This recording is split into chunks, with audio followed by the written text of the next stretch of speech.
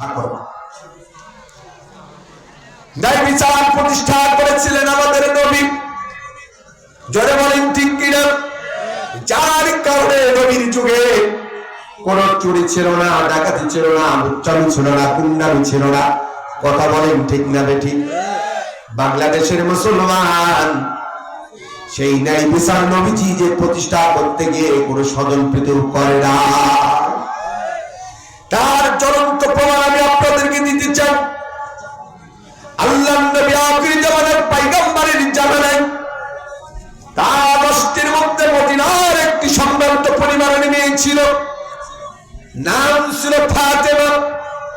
বনি মাখজুম গোত্রের খুব উঁচু ফ্যামিলির একটি মেয়ে ছিল ফাতেমা। আল্লাহ রাসূলের জামানায় চুরি করেছিল।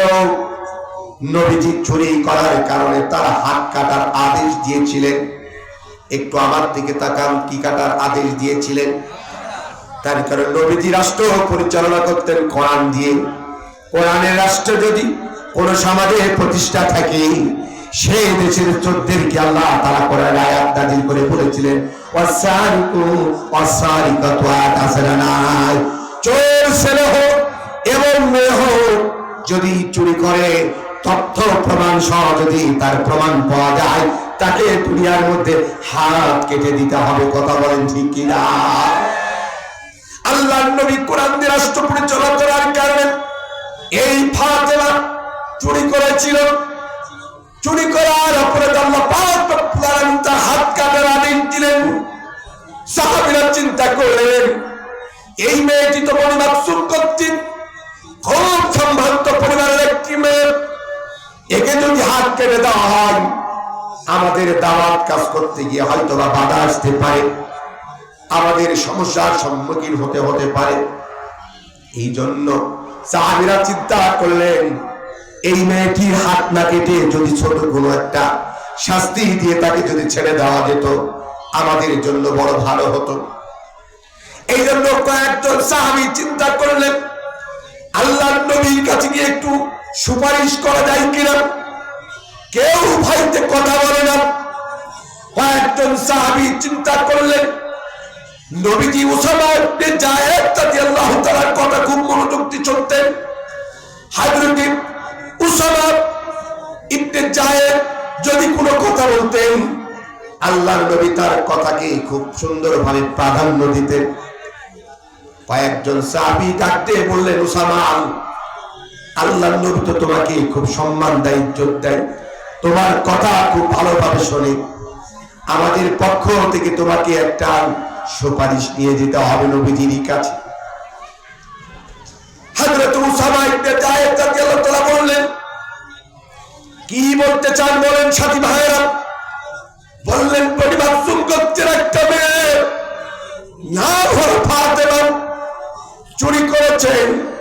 আল্লাহ পাক রব্বুল আলামিনের নবী তাকে হাত কাটার অনুমতি দিয়েছে, হাত কেটে দিতে হবে, বিচার করেছে, বিচারের রায় দিয়েছে। ভাই ওসামা এটা অত্যন্ত একটা সম্ভ্রান্ত পরিবারের মেয়ে, আপনি আল্লাহ নবীর কাছে গিয়ে একটু গিয়ে বলেন, ও নবীজি, এর বিচারটা একটু হালকা করে করা যায় কিনা, হয়তোবা নবীজি আপনার কথা শুনবে। ভাই ওসামা, তুমি একটু নবীজির কাছে গিয়ে একটু সুপারিশ চাও। হযরত উসামা ইবনে যায়েদ রাদিয়াল্লাহু তাআলা ছোট সহপাঠীদের কাছ থেকে অনুমতি নিয়ে আল্লাহর নবীর কাছে সুপারিশের জন্য গেলেন। নবীজির কাছে যাওয়ার সাথে সাথে আল্লাহর নবী ডাকতে বললেন, উসামা, তুমি কেন এসেছো বলো, কিছু বললাম। হযরত উসামা ইবনে যায়েদ রাদিয়াল্লাহু তাআলা ডাকতে বললেন, ইয়া রাসূলুল্লাহ, ইয়া হাবিবাল্লাহ, এই মক্কায় এই মদিনায় একটা সম্ভ্রান্ত পরিবারের মেয়ে, বনি মাখজুম গোত্রের মেয়ে, নাম হলো ফাতেমা। ও আল্লাহর নবী, এই মেয়েটা চুরি করার অপরাধী, আপনি তাকে বিচারের রায় দিয়েছেন হাত কেটে দেওয়ার জন্য। নবীজি, আমি ওসামা আপনার কাছে এসেছি, সম্ভ্রান্ত পরিবারের মেয়ে, কোন একটা হালকা শাস্তি দিয়ে তার রায়টা কি কার্যকর করা যায় না? হে রংপুরবাসী, আমার দিকে তাকান। আল্লাহর নবী আখিরি জামানার পয়গম্বরের কাছে উসামা সাথে সাথে নবীজির চোখগুলো লাল বর্ণের হয়ে গেল। আল্লাহর নবীজির চেহারার মধ্যে একটা রক্তিম ভাব দেখা গেল, আর রাগান্বিত ভাব দেখা যায়। নবীজি ডাকতে বলে, উসামা আলী, আমি আল্লাহর নবী, আল্লাহর বিধান দিয়ে, কোরআন দিয়ে বিচারের রায় দিয়েছি।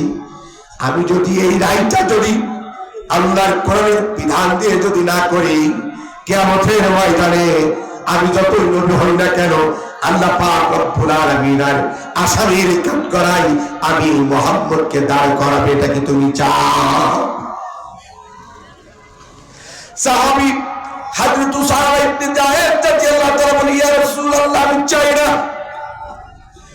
আল্লাহর নবী ডাকতে বললেন, উসামা, তুমি কি জানো অতীতে ইহুদি এবং নাসারা যারা তাওরাত এবং ইনজিলের দাবিদার ছিল, আল্লাহ পাক রব্বুল আলামিন ঠিক এই তাওরাত এবং ইনজিলের মধ্যে চোরদের চুরি করলে হাত কেটে দাও, এই আইনটা আল্লাহ পাক রব্বুল আলামিন দিয়েছিল। কিন্তু অতীতের যারা ইহুদি এবং নাসারা দাবিদার, এরা আল্লাহর এই বিধানটাকে লুকায়ে রেখে নিজেদের মন করা একটা ওই জায়গায় বিচার বসিয়ে ধনীদের বিচার করতে একরকম, গরিবদের বিচার করতে একরকম, যার কারণে আল্লাহ পাক রব্বুল আলামিন অতীতের ইহুদি এবং নাসারাদেরকে আল্লাহ তাআলা অনেক শাস্তি, আযাব আর গজব দিয়ে তাদেরকে দুনিয়া থেকে ধ্বংস করে দিয়েছে।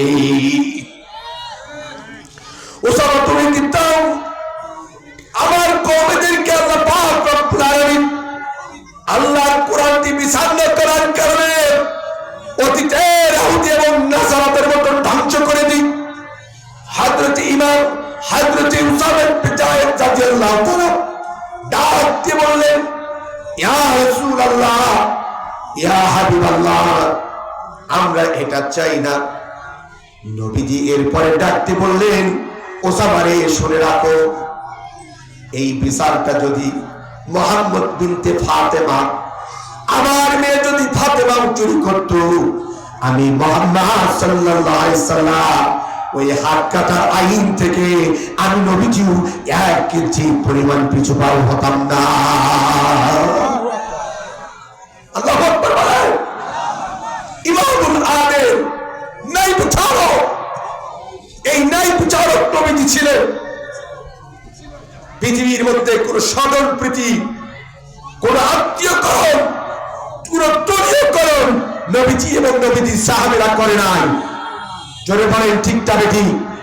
আজ যদি এই বাংলাদেশে স্বাধীনতার 53 বছর পরে রংপুর জেলার পীরগাছা থানার ভাইরা, আমাদের দেশের নেতারা এই স্বজন প্রীতি, এই দলীয়করণ, আত্মীয়করণ যদি বিচারের মধ্যে না করত, সোনার বাংলাদেশ রূপান্তরিত হতো। কথা বলেন ঠিক কিনা?